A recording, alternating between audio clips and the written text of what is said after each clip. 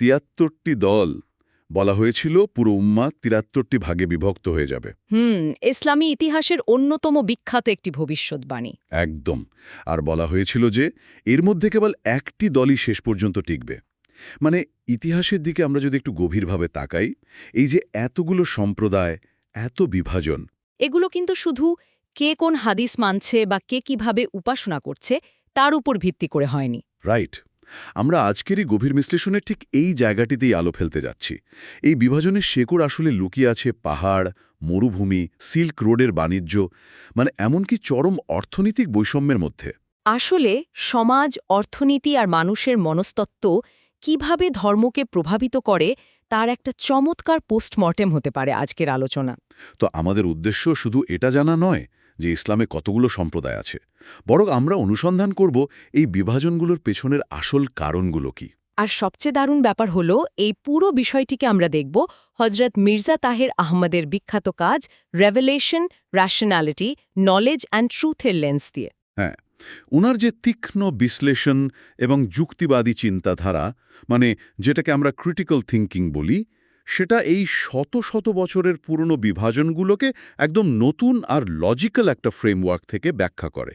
ঠিক, উনি কিভাবে এই ঐতিহাসিক গোলকধাঁধার উত্তর দিতে গিয়ে বিজ্ঞান, যুক্তি আর প্রত্যাদেশ, যেটাকে রেভেলেশন বলা হয়, তার মধ্যে এক অসাধারণ সেতুবন্ধন করেছেন, সেটা সত্যি খুব রোমাঞ্চকর।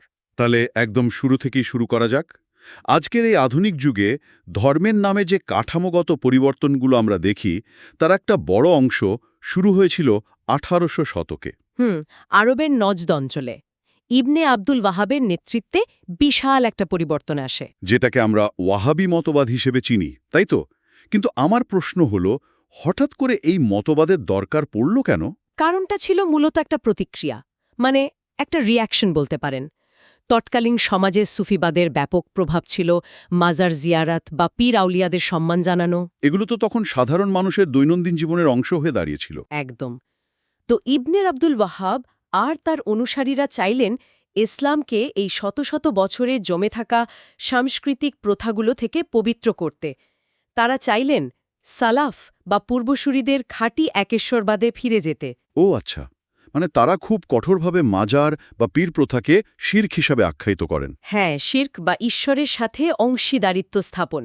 আর ইতিহাসের সবচেয়ে বড় টার্নিং পয়েন্টটা হল এই ধর্মীয় মতবাদটি এক পর্যায়ে হাউস অফ সাউদের সাথে একটা রাজনৈতিক জোট গঠন করে ফেলে। যার চূড়ান্ত ফলাফলই হচ্ছে আজকের আধুনিক সৌদি আরবের প্রতিষ্ঠা। কিন্তু আমরা যখন আজকের দিনে সালাফি মতবাদের কথা বলি, এটা তো শুধু সৌদি আরবের ওহাবিবাদের মধ্যেই আটকে নেই। না, মোটেও না। ওহাবিবাদ হল সালাফি মতবাদের একটা নির্দিষ্ট ভৌগোলিক রূপ মাত্র, কিন্তু আধুনিক সালাফি আন্দোলন অনেক বেশি বিস্তৃত। এর ভেতরেও বেশ কয়েকটা ভাগ আছে। যেমন ধরুন কুয়াইটিস্ট সালাফি। এরা মনে করে রাজনীতি হলো একটা নোংরা জায়গা, তাই তারা শুধু পড়াশোনা, শিক্ষা আর আত্মশুদ্ধিতে মন দেয়। বুঝতে পেরেছি। অন্যদিকে আছে অ্যাক্টিভিস্ট বা হারাকি সালাফি, যারা ঠিক উল্টোটা ভাবে।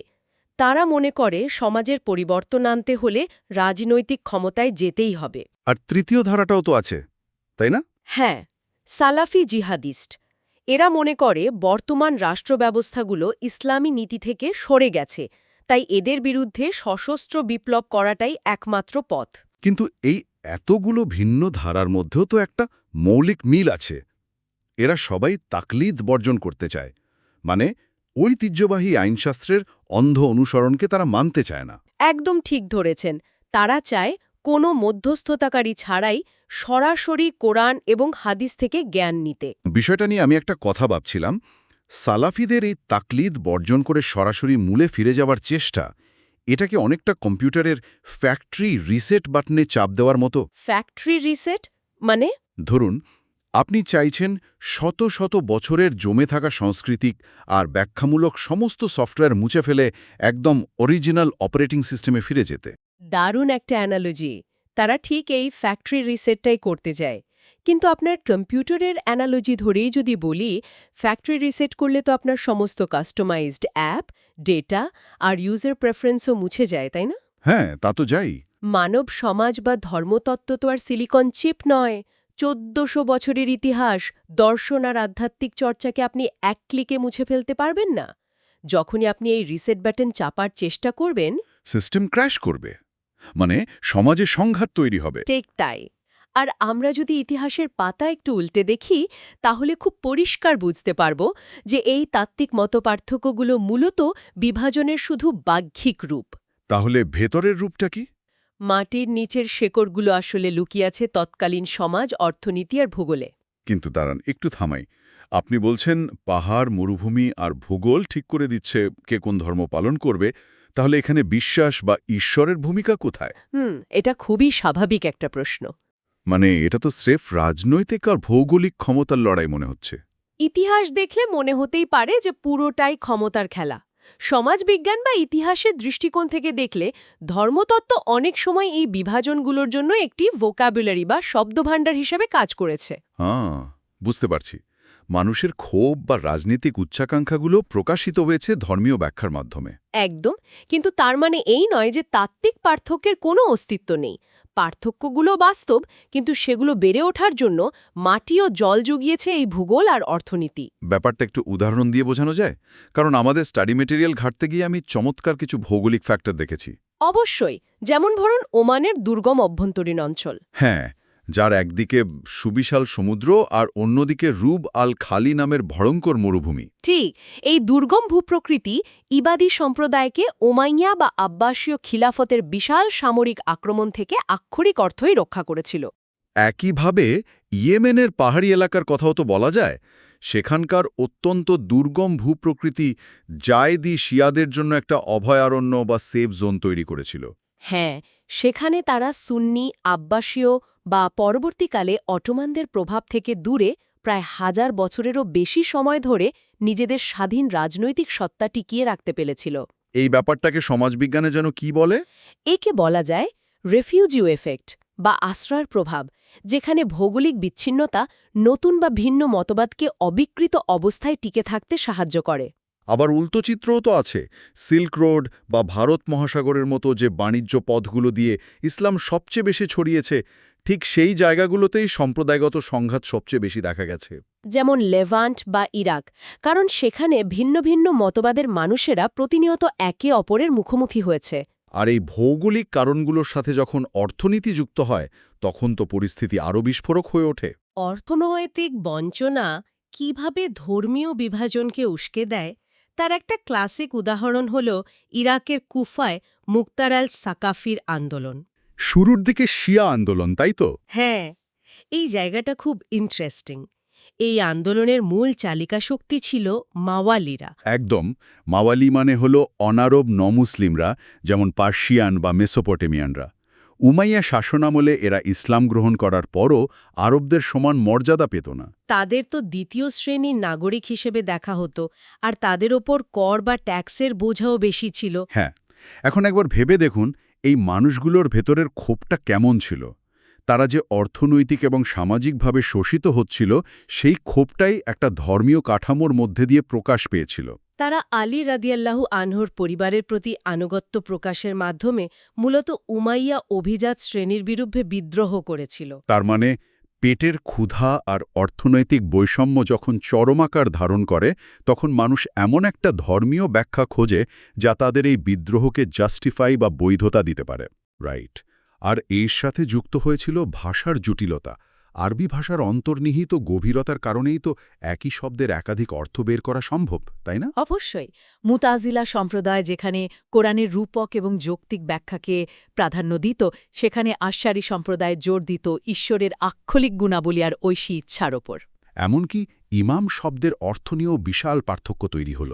সুন্নিদের কাছে যিনি শুধুই একজন রাজনৈতিক বা সামাজিক নেতা, শিয়াদের কাছে তিনি হলেন একেবারে ঐশ্বরিক পথদর্শক। হ্যাঁ, একটা শব্দ অথচ কত ভিন্ন ব্যাখ্যা।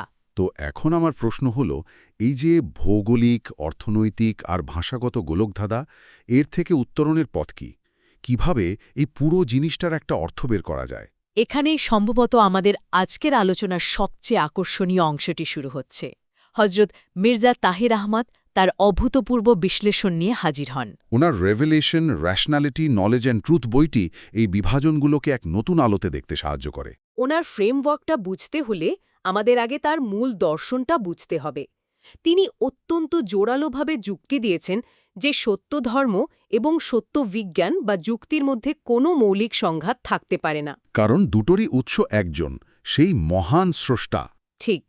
যখনই আমরা প্রত্যাদেশ এবং যুক্তির মধ্যে কোনো দ্বন্দ্ব দেখি, তিনি বলেন যে সেটি আসলে স্রষ্টার ভুল নয়, সেটি মানুষের বোঝার ভুল। ওনার ক্রিটিক্যাল থিঙ্কিং আসলেই অসাধারণ। উনি তো শুধু দার্শনিক তত্ত্বে থেমে থাকেননি, কোরআন অধ্যয়নের ক্ষেত্রে থার্মোডাইনামিক্স, কসমোলজি বা বায়োলজির মতো আধুনিক বৈজ্ঞানিক ধারণাগুলো উনি যেভাবে প্রয়োগ করেছেন। সেটা সবচেয়ে চমকপ্রদ। একটা নির্দিষ্ট উদাহরণ দিলে বিষয়টা একদম পরিষ্কার হয়ে যাবে। হ্যাঁ, বলুন। থার্মোডাইনামিক্স বা তাপগতিবিদ্যার দ্বিতীয় সূত্রের কথা ধরুন। বিজ্ঞানের এই সূত্রটি বলছে যে কোনো বদ্ধ সিস্টেমে বা ক্লোজড সিস্টেমে এন্ট্রপি বা বিশৃঙ্খলা বাড়ে, সময়ের সাথে সাথে বাড়তে থাকে, তাই তো? একদম তাই। সবকিছু ধীরে ধীরে ভেঙে পড়ে বা ক্ষয় হতে থাকে। হজরত মির্জা তাহের আহমদ এই বৈজ্ঞানিক সূত্রটিকে মানব সমাজ এবং ধর্মের ক্ষেত্রে প্রয়োগ করলেন। মানে মানুষের তৈরি সিস্টেমও ক্ষয় হয়। হ্যাঁ, তিনি দেখালেন মানুষের তৈরি যে কোনো ধর্মীয় বা সামাজিক কাঠামো সময়ের সাথে সাথে বিশৃঙ্খলার দিকে যায়। মানুষ বিভিন্ন দলে বা উপদলে বিভক্ত হয়ে পড়ে। ঠিক যেমনটা আমরা একটু আগে ইতিহাস ঘেঁটে দেখলাম।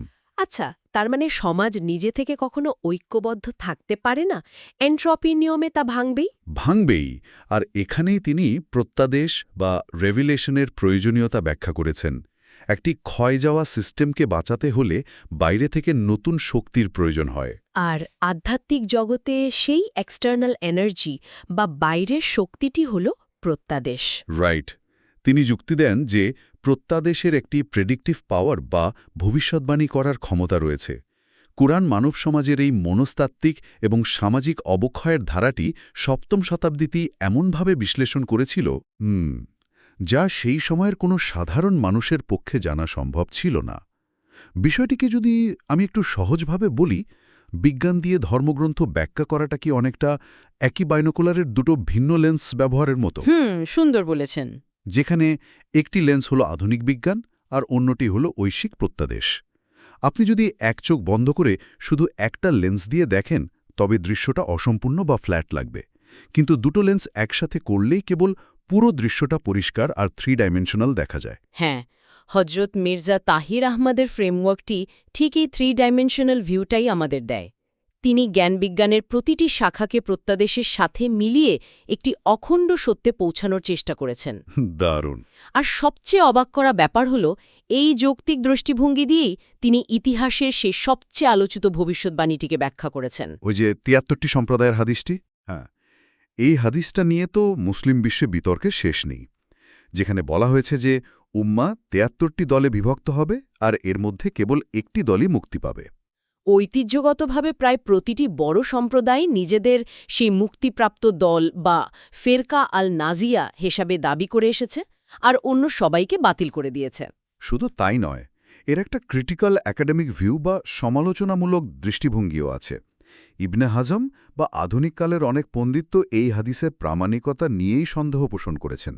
হ্যাঁ, তারা দেখেছেন যে সবচেয়ে নির্ভরযোগ্য হাদিস গ্রন্থগুলোতে এর উল্লেখ নেই। অনেক ইতিহাসবিদদের মতে এটি হয়তো পরবর্তীতে রাজনৈতিক হাতিয়ার হিসেবে তৈরি করা হয়েছিল, যাতে বিরোধীদের খুব সহজেই বাতিল বা দোজখী বলে ঘোষণা করা যায়। কিন্তু এখানেই হজরত মির্জা তাহির আহমদের বিশ্লেষণটি একটা বিশাল প্যারাডাইম শিফট বা চিন্তার জগতে বিপ্লব নিয়ে আসে। তিনি এই হাদিসটিকে কোনো রূপক বা প্রতীকী অর্থে দেখেননি, বরং তিনি এটিকে আক্ষরিক অর্থেই একটি ভবিষ্যদ্বাণী হিসেবে দেখেছেন, যা একটি সুনির্দিষ্ট ঐতিহাসিক ঘটনার মাধ্যমে আমাদের চোখের সামনে পূর্ণতা লাভ করেছে। তিনি ১৯৭৪ সালে পাকিস্তানের পার্লামেন্টের সেই ঐতিহাসিক ঘটনাটির দিকে আমাদের দৃষ্টি আকর্ষণ করেন। সেই সময়ে পাকিস্তানের পার্লামেন্টে ৭২টি ভিন্ন ভিন্ন ইসলামী সম্প্রদায়ের প্রতিনিধিরা একত্রিত হয়েছিলেন। ঠিক, তাদের মধ্যে আকিদা, ফিকেহ বা ইতিহাসের হাজারো মতপার্থক্য ছিল, কিন্তু তারা সবাই সর্বসম্মতিক্রমে একটি সিদ্ধান্ত নেয়। তারা আহমদিয়া সম্প্রদায়কে অমুসলিম ঘোষণা করে। এটি সত্যি অসাধারণ একটি চিন্তার মোড়। কারণটা ভেবে দেখুন। পার্লামেন্টের যে সিদ্ধান্তটি ছিল মূলত একটি নির্দিষ্ট সম্প্রদায়কে এক ঘরে করার রাজনৈতিক চেষ্টা, হজরত মির্জা তাহের আহমদ ঠিক সেই ঘটনাটিকে গণিতের মতো নিখুঁত যুক্তিতে একটি ভবিষ্যদ্বাণীর প্রমাণ হিসেবে উপস্থাপন করলেন। তার যুক্তিটা ছিল খুব সহজ এবং অকাট্য। যখন ৭২টি সম্প্রদায় নিজেদের সমস্ত তাত্ত্বিক বিরোধ ভুলে গিয়ে কেবল একটি সম্প্রদায়কে বের করে দেওয়ার জন্য একজোট হল, তখন তারা নিজেরাই নিজেদেরকে একটি একক দলে পরিণত করল, দল হিসেবে একা দাঁড়িয়ে রইল। এটি কেবল একটি রাজনৈতিক ঘটনা নয়, এটি ছিল সেই ভবিষ্যদ্বাণীর গাণিতিক পূর্ণতা। কিন্তু এই পুরো ব্যাপারটার মূলে তো একটা বিশাল ধর্মতাত্ত্বিক বিতর্ক আছে। আর সেটা হল খাতাম আন নাবিয়েন বা নবীগণের সিলমোহর সম্পর্কিত ধারণার ভিন্নতা। মূলধারার সুন্নি ও শিয়া তত্ত্বে একে খুব সহজভাবে নবুয়াতের কালানুক্রমিক সমাপ্তি হিসেবে দেখা হয়। মানে সময়ের হিসেবে হজরত মোহাম্মদ সাল্লাল্লাহু আলাইহি ওয়াসাল্লাম হলেন শেষ নবী, এরপর আর কেউ আসবেন না। কিন্তু আহমদিয়া ব্যাখ্যায় এই সিলমোহর শব্দটির অর্থ সম্পূর্ণ ভিন্ন। আহমদিয়া বিশ্বাস অনুযায়ী, যা তাদের প্রতিষ্ঠাতা হজরত মির্জা গোলাম আহমদ শিখিয়েছেন, এই সিলমোহর হল মূলত পরিপূর্ণতা ও প্রামাণিকতার সিলমোহর। আচ্ছা, বিষয়টা সাধারণ শ্রোতাদের জন্য আরেকটু সহজ করা দরকার। প্রতিফলিত নবুয়ত বা রিফ্লেক্টেড প্রফেটহুডের বিষয়টা আসলে কি? এটাকে কি আমরা সূর্য এবং চাঁদের সাথে তুলনা করতে পারি? সূর্য আর চাঁদ কিভাবে? ধরুন, সূর্য হল হজরত মোহাম্মদ সাল্লাল্লাহু আলাইহি ওয়াসাল্লাম, যার নিজস্ব আলো আছে। আর চাঁদ হল তার অনুসারী, যার নিজের কোনো আলো নেই, কিন্তু সে সূর্যের আলো প্রতিফলিত করে রাতের অন্ধকার দূর করে। চমৎকার একটি উপমা। হ্যাঁ, প্রতিফলিত নবুয়তের ধারণাটি ঠিক এরকমই। এর অর্থ হল, হজরত মোহাম্মদ সাল্লাল্লাহু আলাইহি ওয়াসাল্লামের পর নতুন কোনো আইন প্রণেতা নবী আসতে পারবেন না, নতুন কোনো শরীয়ত বা ঐশিক গ্রন্থ আসবে না। কিন্তু ওনার আধ্যাত্মিক শ্রেষ্ঠত্ব এতই বিশাল যে তার প্রতি পূর্ণ আনুগত্যের মাধ্যমে তার অনুসারীরা এই অধীনস্থ বা প্রতিফলিত আধ্যাত্মিক মর্যাদা লাভ করতে পারেন। একদম ঠিক। আর এর উদ্দেশ্য কোনো নতুন ধর্ম নিয়ে আসা নয়, বরং ওই যে আমরা এন্ট্রপি বা বিশৃঙ্খলার কথা বললাম, সেই খণ্ডিত এবং বিশৃঙ্খল উম্মাকে পুনরায় একত্রিত করা এবং বিশ্বাসকে পুনরুজ্জীবিত করা। তার মানে আধ্যাত্মিক দিক থেকে সমাজকে এক করার একটা প্রচেষ্টা। কিন্তু ঐক্যবদ্ধ করার এই আলোচনা থেকে আমাদের এবার এমন একটা জায়গায় আসতে হবে যা আজকের বিশ্বে সবচেয়ে বেশি প্রাসঙ্গিক। ধর্ম ও রাষ্ট্রনীতি। হ্যাঁ, যাকে আমরা পলিটিক্যাল ইসলাম বা রাজনৈতিক ইসলাম বলি। কারণ সবাই যদি এক হতে চায়, তবে সেই ঐক্যটা রাষ্ট্র কিভাবে নিয়ন্ত্রণ করবে সেটা তো একটা বড় প্রশ্ন। আর ঠিক এই জায়গাটিতেই হজরত মির্জা তাহের আহমদ এবং মাওলানা আবুল আলা মৌদুদির মধ্যকার একটি তীব্র তাত্ত্বিক বিতর্ক আমরা দেখতে পারি। মাওলানা মৌদুদি তো ছিলেন পলিটিক্যাল ইসলামের অন্যতম প্রধান রূপকার। হ্যাঁ, তার তত্ত্বের মূল কথা ছিল ঈশ্বর হলেন সার্বভৌম আইন প্রণেতা, তাই একটি রাষ্ট্র যদি ঈশ্বরের আইন দিয়ে পরিচালিত না হয়, তবে সেটি ইসলামী রাষ্ট্র নয়। তার মতে রাষ্ট্রযন্ত্র বা স্টেট মিশনারির মাধ্যমে উপর থেকে নিচে, মানে টপ ডাউন অ্যাপ্রোচে ইসলামী আইন বাস্তবায়ন করা প্রতিটি মুসলমানের ধর্মীয় দায়িত্ব। ঠিক তাই। আমি এখানে একদম নিরপেক্ষ দৃষ্টিকোণ থেকে একটু চিন্তা করতে চাই। মৌদুদির অনুসারীরা হয়তো বলবেন, ঈশ্বরের আইন যেহেতু সর্বশ্রেষ্ঠ এবং ত্রুটিমুক্ত, তাই রাষ্ট্রের ক্ষেত্রে তো সেটি সর্বোচ্চ হওয়া উচিত। এতে ক্ষতি কি? ক্ষতিটা কোথায়, সেটাই হজরত মির্জা তাহের আহমদ তার murder in the name of Allah বইটিতে অত্যন্ত তীক্ষ্ণভাবে দেখিয়েছেন। উনি কি যুক্তি দিয়েছেন? তিনি যুক্তি দেন যে রাষ্ট্রশক্তি ব্যবহার করে ধর্ম চাপিয়ে দিলে তা ধর্মের মূল আবেদনটাই নষ্ট করে দেয়। বিশ্বাস এমন একটা জিনিস যা মানুষের অন্তর থেকে আসতে হয়। রাইট। আপনি পুলিশ বা আইন দিয়ে কাউকে বিশ্বাসী বানাতে পারবেন না। যখন আপনি রাষ্ট্রকে দিয়ে ধর্ম পালন করানোর চেষ্টা করেন, তখন আপনি মূলত ঈশ্বর বা উপাসনার মতো গভীর আধ্যাত্মিক বিষয়গুলোকে কিছু রাজনৈতিক স্লোগান এবং ক্ষমতার হাতিয়ারে পরিণত করেন। ওনার ভাষায় এর ফলে রাষ্ট্র একটি মোল্লাদের রাজতন্ত্রে পরিণত হয়। এটা একটা ভীষণ শক্তিশালী পয়েন্ট। হ্যাঁ, তার মানে হল, মৌদুদি যেখানে টপ ডাউন অ্যাপ্রোচে বিশ্বাস করতেন, মির্জা তাহের আহমদ সেখানে বটম আপ অ্যাপ্রোচে জোর দিয়েছেন। সমাজের প্রতিটি মানুষের আত্মিক পরিবর্তন ঘটবে নিচ থেকে, যা পুরো সমাজকে বদলাবে। আর এই বিষয়টা তো শুধু ইতিহাসের বইতে আটকে নেই। আমরা যদি আজকের দিনের গ্লোবাল হেডলাইন্স বা আন্তর্জাতিক খবরের দিকে তাকাই, বিশ্বের বিভিন্ন প্রান্তে এই একই বিতর্ক চলছে। হ্যাঁ, রাষ্ট্র কি মানুষের নৈতিকতা পুলিশিং করবে, নাকি মানুষের ব্যক্তিগত স্বাধীনতার প্রতি সম্মান জানাবে? কোরআন কিন্তু পরিষ্কারভাবে মানুষকে তাদের রাজনৈতিক ব্যবস্থা বেছে নেওয়ার এবং ধর্ম পালনের স্বাধীনতা দিয়েছে। মির্জা তাহের আহমদের দর্শন আমাদের মনে করিয়ে দেয় যে রাষ্ট্রের মূল কাজ জোর করে কোনো নির্দিষ্ট ধর্ম পালন করানো নয়, বরং সমাজে চরম ন্যায় বিচার নিশ্চিত করা। আর ধর্ম বর্ণ নির্বিশেষে প্রতিটি নাগরিকের জন্য উপাসনার স্বাধীনতা বজায় রাখা। তাহলে এই দীর্ঘ এবং গভীর আলোচনার পর আমরা আসলে কি দেখলাম? আমরা দেখলাম যে সম্প্রদায়গুলোর এই বিভাজন কেবল একদিনের কোনো ঘটনা নয়। এর পেছনে যেমন আছে রাজনৈতিক ক্ষমতার মোহ, আছে ভাষার জটিলতা, তেমনি আছে ভৌগোলিক বিচ্ছিন্নতা আর অর্থনৈতিক ক্ষোভ। কিন্তু হজরত মির্জা তাহের আহমদ তার যুক্তিবাদী ফ্রেমওয়ার্ক দিয়ে আমাদের দেখিয়েছেন যে গায়ের জোর বা জবরদস্তিমূলক রাজনৈতিক একতা দিয়ে এই শত শত বছরের বিভাজন দূর করা সম্ভব নয়। বড় বিজ্ঞান, যুক্তি এবং কোরআনের আধ্যাত্মিক কেন্দ্রে ফিরে আসার মাধ্যমেই কেবল এই বৈচিত্র্যময় মানব পরিবারকে এক সুতোয় গাঁথা সম্ভব। আর এই পুরো আলোচনাটি আজকের দিনে আমাদের জন্য জানাটা ভীষণ জরুরি। আমরা এখন এমন এক সময়ে বাস করছি যেখানে তথ্যের ওভারলোড এবং সোশ্যাল মিডিয়ার ইকো চেম্বার আমাদের ক্রমাগত বিভক্ত করছে। যে কোনো মতবাদ, বিভাজন বা রাজনৈতিক স্লোগানকে অন্ধভাবে গ্রহণ না করে এর পেছনের ইতিহাস, ভূগোল এবং মনস্তাত্ত্বিক কারণগুলো তলিয়ে দেখার যে পদ্ধতি হজরত মির্জা তাহের আহমদ দেখিয়ে গেছেন, তা মূলত ক্রিটিক্যাল থিঙ্কিং বা সমালোচনামূলক চিন্তাধারার এক চমৎকার উদাহরণ। একেবারে শেষে এসে একটা বিষয় আমাকে খুব ভাবাচ্ছে। আমরা দেখলাম বিজ্ঞান আর প্রত্যাদেশের দুই লেন্সের বাইনোকুলার দিয়ে দেখলে ইতিহাসের এই গোলক ধাঁধাও অর্থপূর্ণ মনে হয়। হজরত মির্জা তাহের আহমদ প্রমাণ করতে চেয়েছেন যে থার্মোডায়নামিক্সের মতো বৈজ্ঞানিক সূত্রের মতোই রেভেলেশন বা প্রত্যাদেশের সত্যি সত্যি একটি প্রেডিক্টিভ পাওয়ার বা ভবিষ্যৎবাণী করার ক্ষমতা রয়েছে। রাইট। তাহলে প্রশ্ন হল, যদি সত্যিই এমনটা হয়, তবে বিজ্ঞান ও ধর্মের এই মেলবন্ধন ব্যবহার করে আমরা কি শুধু অতীতের বিভাজনগুলোই বুঝতে পারব, নাকি ভবিষ্যতেও এমন কিছু হতে পারে? ঠিক তাই। ভবিষ্যতে মানব সমাজের রাজনৈতিক, সামাজিক বা মনস্তাত্ত্বিক পরিবর্তনগুলো কোন দিকে যাবে, তার কোনো প্রামাণিক পূর্বাভাসটি আমরা আগে থেকে আজ করতে পারব? এমন কোনো ভবিষ্যতের মানচিত্র কি আমাদের জন্য অপেক্ষা করছে, যা শুধু এই দুই লেন্সের সমন্বয়ে পড়া সম্ভব? এটা এমন একটা প্রশ্ন যা আমাদের সবাইকে নতুন করে ভাবাতে বাধ্য করে। আজকের মতো এখানেই শেষ করছি। ভালো থাকবেন।